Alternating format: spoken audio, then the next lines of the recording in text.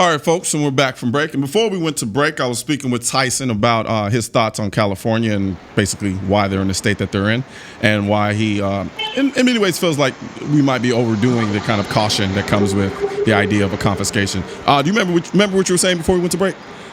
Yeah, I was just saying, a lot of liberals do support the NRA and believe in, the Second Amendment.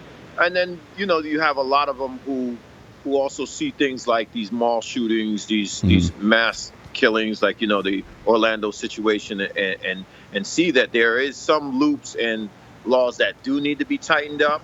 And, I believe there should be better background checks. I think, like, Orlando could have been avoided with a better background check. And, that was, FBI messed up on that one because this guy wasn't supposed to even go near a gun shop, but he was able to go in and get through the loophole. But it's rare that happens. I think some of the issue too is when we start talking is some of the rhetoric that some anti-gunners use.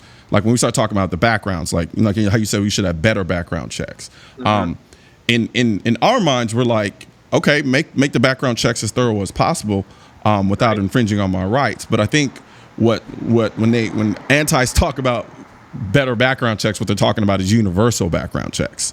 Right. And then that gives the impression to other people that, wait, you mean to tell me we didn't already have background checks? And they're like, no, we've already had them. It's just that in certain situations, people who shouldn't have guns still get them because they do illegal things to get them. Or in the case of the Orlando shooting, you have the guy he just slipped through the FBI's cracks. And if there's no record of him, if there's no record on file saying he's not supposed to own a gun, then if he goes to a gun store and buys it, I mean, you can't blame the system in that regard. No, you can't. But I mean, it's rare that even happens. Yeah, it's very rare. So that was very rare. Yeah. And then I think a lot of times, like if we start to teach people because in Israel you have to go to the military, and because there's always the thought of always being prepared and understanding what could happen, and when it does happen, you don't go into this panic mode. I think if something like bad happened here, a lot of people are going to go into panic mode, and then you're going to have the gun guys who are going to fall back and be like, okay, I'm ready for this. And then you have the other half who are going to just be scared, and I always call them sheep, and that's one thing I'm not. I'm not a sheep. And a lot of times people see me, I might be in GQ magazine, I might be in a nice suit or something, but I'll kick your ass. You know what I mean? I'll kick your ass.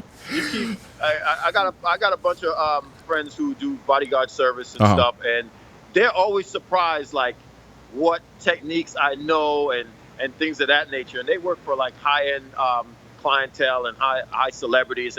And I'm always bringing them to the range and teaching them something. And they're like, how do you know this? I said, well, I've been trained in martial arts since I was a kid.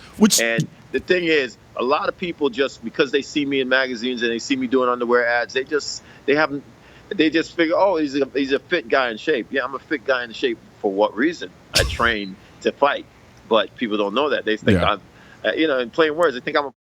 Yeah. When I beat that ass, you know differently. Yeah, of course. But I have like guys come at me on Instagram or on social media, oh, this and that, and I always say to them, just tell me where you want me to meet you.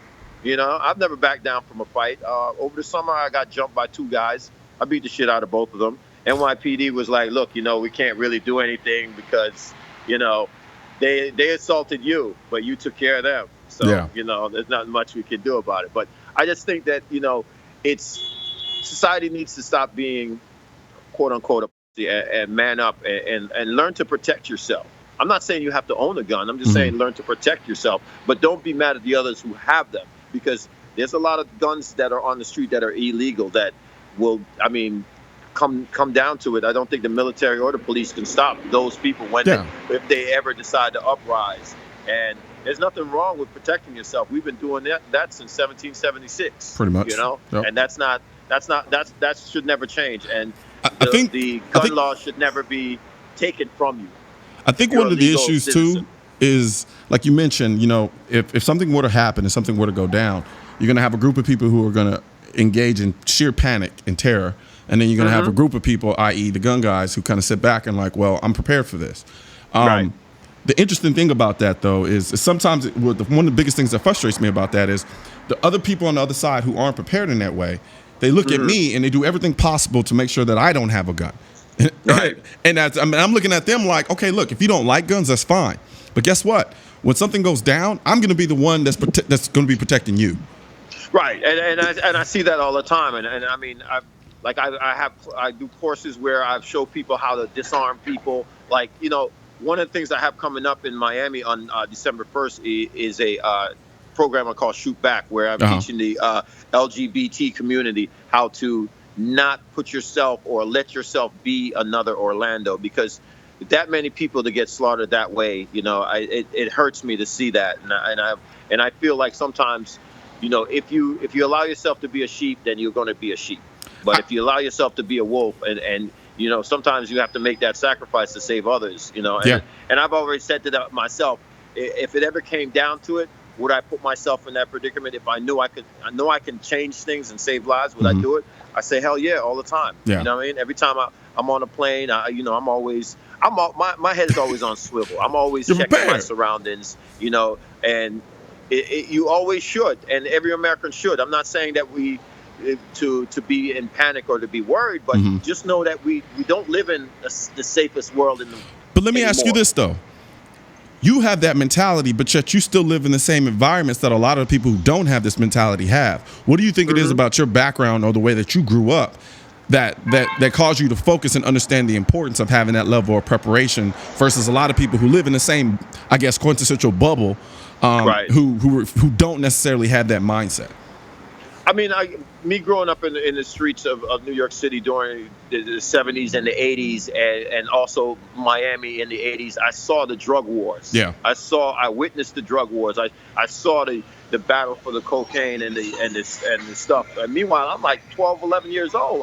I'm seeing shootouts, you know, between cartels before they were called cartels. Yeah. And it was just like an understanding that, you know, my one little trip to the store to go get milk for mom, I could be caught in a shootout, you know what I mean? And I'll be minding my own business. And it's like, always pay attention to your surroundings. That's what we learned as New Yorkers. I mean, a lot of people in New York might not be about guns, but they're still not stupid and not walking down the street and just say, oh, well, I live in this safe world and nothing will happen. You know, they still have that mindset like, stuff happens, I know to get low, get crawling, get out of the situation. And, you know, there's always a backup plan most New Yorkers have, you know, but we can't always speak for the rest of the world, you know, or the rest of the U.S. You know, a lot of New Yorkers think they are the world.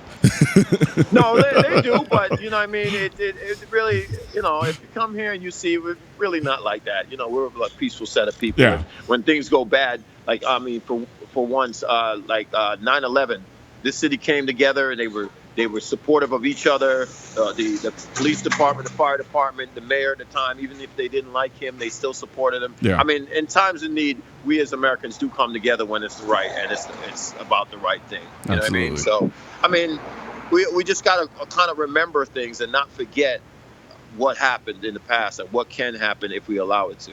Gotcha. Now, you're out in New York now. But you live in Miami now, but you're in New York now, but you lived in New York at a certain point. When you were in New York, did you have I actually lived in New York City for a while, and then I moved to New Jersey, which is also a gun state. So you can own a gun in New Jersey. Because I was going to ask you if you had a license to carry when you were living there. No, I didn't have a license to carry while I was living there, but I do have a license to carry in Florida, though. Gotcha. Okay. Yeah. Okay. And so from that perspective, so when you are in Florida, you're typically carrying. So we're going to go to break. When I step off the plane, I pull it out of my Pelican case. So I don't run around with a bodyguard because for me, I think that brings too much attention. So I am my own bodyguard in a sense. That's an interesting way to look at it. I think people undervalue that concept a lot of times. You know. They do. You know, I was speaking with somebody who was a former NFL player before, and we were talking about the idea of keeping a low profile. Not drawing too much attention to yourself. That's the best way. Always keeping a low profile. Don't want to look like the guys in gray. Yeah. Then again, you also want to move like them if you need to. Exactly. Yeah. All right, we're gonna take another quick break. When we come back, we're gonna talk about some of your preferences, like what gun you do carry when you carry, what you keep beside your bed, so forth and so on. Okay. All right, and we'll be back.